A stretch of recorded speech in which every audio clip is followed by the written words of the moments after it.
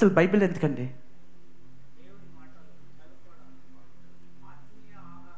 Very good. అంటే మీరు చెప్పే నిర్వచనాలన్నీ కరెక్ట్ అయి ఉండొచ్చు, కానీ జాగ్రత్తగా గమనించండి. అసలు బైబిల్ ఎందుకంటే మన జీవితానికి ఇన్స్ట్రక్షన్స్ అయ్యండి.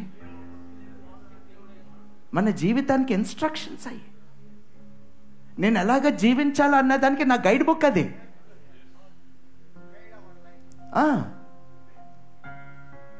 నేను సమృద్ధిగా ఉండాలంటే దాంట్లో ఎలాగైతే ఉండాలో ఉన్నది అది అక్కడ.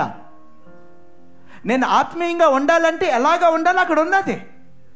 నా నా నా కాంగ్రిగేషను, నా విశ్వాసులు జీవితాలు ఆశీర్వాదించబడాలంటే దాంట్లో ఇన్స్ట్రక్షన్స్ ఉన్నాయి. To encourage, to elevate, to interpret. సరిగ్గా విభజించి, కరెక్ట్గా ఇంటర్ప్రెట్ చేసి, ఎందుకు అంత కష్టపడాలి ఆ వాక్యంతో అంటే అది నా జీవితాన్ని కట్టే ఇన్స్ట్రక్షన్స్ అవన్నీ. ఆమేన్. So that when I read that, it instructs how I should behave, how I should lead my life, and how I should go about forward. అదే దేవుని వాక్యం. అది స్వయంగా దేవుడు నా జీవితాన్ని ఆయన ఎలాగ తయారు చేయాలో అన్న ప్రణాళిక ఉన్నది దాంట్లో. అందుకే అది చాలా ఇంపార్టెంట్ నాకు. ఆల్రైట్. సో ఇప్పుడు బైబిల్, ఇప్పుడు జాగ్రత్తగా గమనించండి. కొంతమంది బైబిల్ తీసుకుని సంకలో పెట్టుకుని ఫోటోలు తీసుకుంటారు. దానికి విగ్రహారాధనకి ఏ తేడా లేదు. బైబిల్ మీ చేతిలో పట్టుకున్న బైబిల్ పుస్తకం ఉన్నది చూడండి, అది కాదు దేవుని వాక్యం.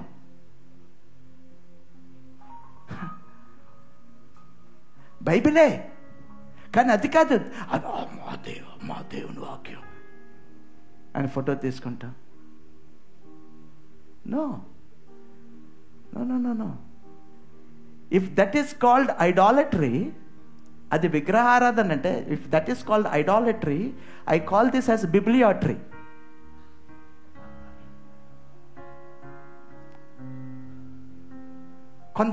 చాలామంది స్టూడెంట్స్ అండ్ ఎగ్జామ్స్ రాగానే ఆ బైబిల్ తీసి తల కిందకి పెట్టుకుంటారు, రాత్రికి ఆ జ్ఞానం వచ్చేలాగా.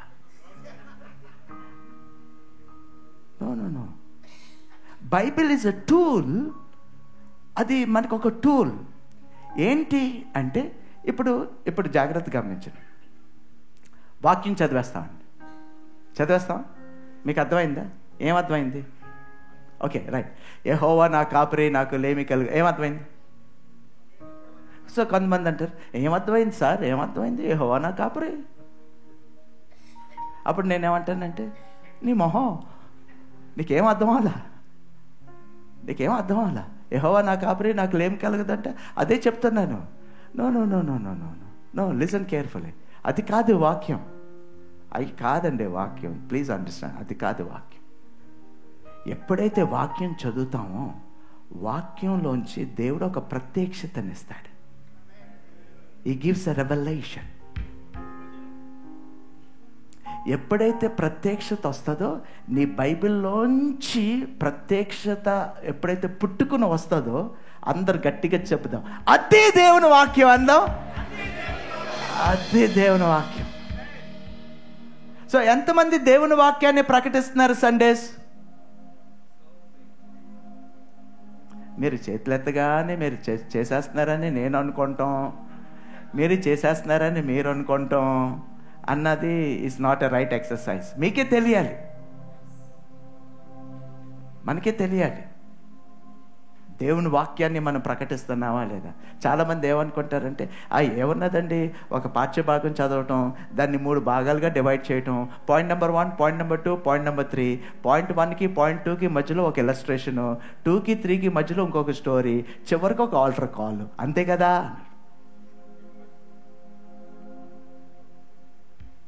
That's not the word of God. నువ్వు దేవుని వాక్యాన్ని ప్రకటించట్లా. నీకు ప్రత్యక్షత అవసరం. ప్రత్యక్షత నీ తెలివి నుంచి రాదు, నీ జ్ఞానం నుంచి రాదు, గూగుల్ నుంచి రాదు, ఆన్లైన్లోకి వెళ్ళి ఇంటర్నెట్ సెర్చ్ చేస్తే రాదు, ఏఐలోకి వెళ్ళి ChatGPT టైప్ చేసి ప్రాంప్ట్ చేస్తే వచ్చేది కాదు. అది దేవుడి దగ్గర నుంచి పరిశుద్ధాత్మ ప్రేరేపణ ద్వారా నీ లోపలికి రావాలి. Praise the lord. సో ఎప్పుడైతే ప్రత్యక్షత వస్తుందో, ఇప్పుడు నేను చెప్తున్నాను, జాగ్రత్తగా గమనించండి, మన లైఫ్ స్టైల్ కూడా ఆ ప్రత్యక్షత లెవెల్లో ఉంటుంది. ఓకే.